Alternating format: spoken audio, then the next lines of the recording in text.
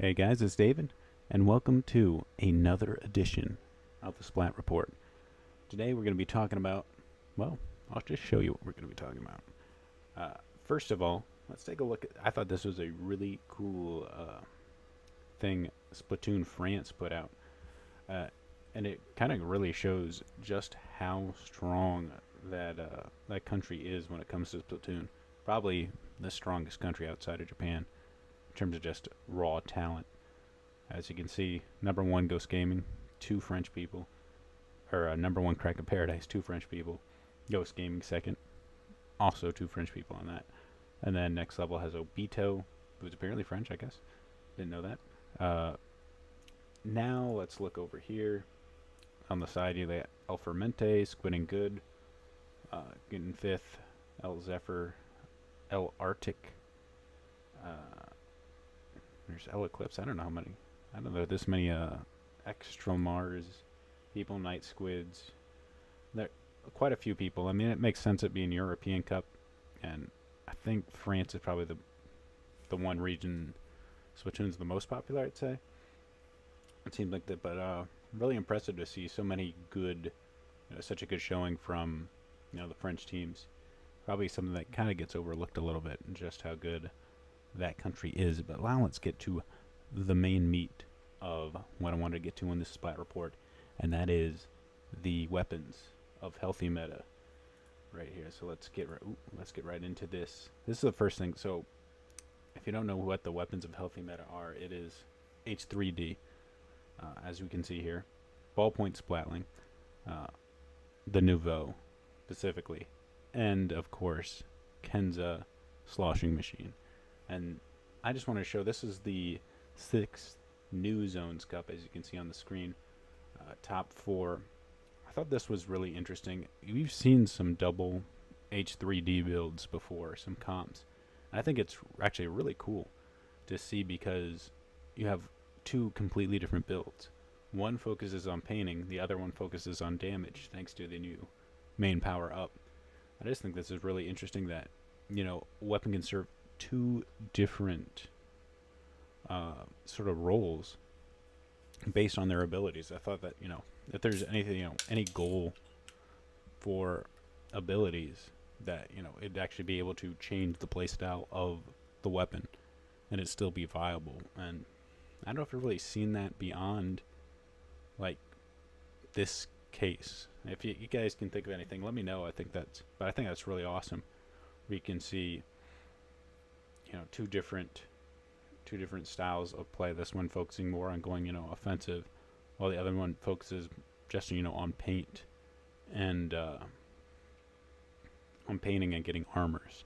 They'll both end up getting armors pretty well, based on the fact that they're H3Ds and they paint like crazy. And I think this whole comp is actually really cool. Right here you have a blaster, custom blaster. Not as popular right now, but still used. And you have the regular ballpoint. Of course, this is because inkjet, and you still use the Nouveau on some occasions. But I mean, the thing is with these two nozzle noses painting so much, when he does have inkjet, he's always going to have armor on it. And armor plus inkjet is a pretty good combination. This was the finals. They end up taking this this set with their comp. This is very reminiscent of the double blaster, double H3D, but rather they've swapped it out for some long range power in the ballpoint splatling. So that's this was a really cool comp, and I think it was pretty neat. Though it kind of shows just how dominant some of these weapons are. And here's the other part of the weapons of healthy meta, and what I thought was really interesting seeing is you've seen you saw double H3D in the last comp. Now we're seeing double ballpoint Nouveaux, and then on the other side we're seeing double Kenza sloshing machines, which has been, I've seen this comp as well before. I'm not sure exactly where. I may have been on the other one. Sorry to get off topic here, but oh yeah, here's one in the semifinals. You've got, I wonder if that's, yeah, against, no, maybe I'm getting confused. Anyway, double Kenza sloshing machine being used double ballpoint spatling. This is like the height of the meta for splat zones right now in Japan. Is just use these three weapons. And see, the other team lost because, of course, this is a splatter scope, and it's not the trinity of meta weapons right now. So they, of course, lose because they didn't have the right combination on their team. This is kind of sarcastic, but I think when you have like two of the same weapon on your team, there might be a chance that that weapon is a little bit too strong. And the fact that we got in the finals, it's double Kenza slashing machine versus double ballpoint with a Kenza slashing machine and an H3D. They of course have the H3D. On the other team, this one actually focusing strictly on damage instead of, armor. Well, this one's actually going more of an, looks like more of an painting armor build rather than a straight damage up. But you can't see subs, so it's hard to say. But this is the state of the meta, and it actually I think it really shows that pretty much every single weapon in this comp right here needs to be nerfed in some ways. I definitely see the Kenza slashing machine and the ballpoint getting nerfed. H3D seems to have escaped getting nerfed that much in the past, but it's just been so, such a piece in like every successful comp I've seen in splat zones that I really have a hard time understanding why it hasn't been hit yet. I'm not exactly sure what they're going to hit, whether they raise armor, maybe hit its ink efficiency. I just think right now it just both paints way too well. I don't think, as far as offensive capability, it's all that great, but it can, if it does hit you with 3 shots, you're instantly dead. And now with a double hit with damage power up just makes you so weak, like anything else will kill you.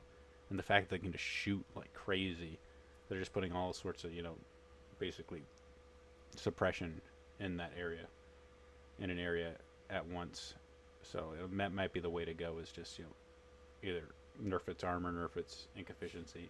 Ballpoint, I think they need to nerf both its long range, maybe like the fire time, the time it can shoot. I think the short range definitely needs to get a nerf. It's just so good, and it is such a quick kill time. Just it's nothing bad about Swatlings being good at close range. Potentially dangerous if they got a charge, but I think charge is so fast. It's super mobile. And it just blows you. If it hits you on, if it's accurate, it just blows you up instantly. It's outrageous. So that would be one way I'd nerf it. Kenza slashing machine, they probably need to definitely hit the specials on Splashdown, and Fizzy Bomb may need another nerf. It's gotten nerfed like 3 patches in a row, but I think that's probably the best way to do it. Is don't just break its legs in one patch. It's slowly ratchet it down. They really pushed, I think with the last 2 subs, they really pushed the envelope to make them good, and they're a little too good, but they can slowly kind of work them down until they're manageable. But I actually do like the fact that with these non-lethal bombs like Burst Bomb, like Fizzy Bomb, like Torpedo, now they can really push the envelope of what they can do, because it doesn't instantly kill if it gets direct hit. Alright guys, that is it for my video. If you have any comments about these weapons or anything I talked about in the video, be sure to leave me a comment below, and I'll discuss it in my next video.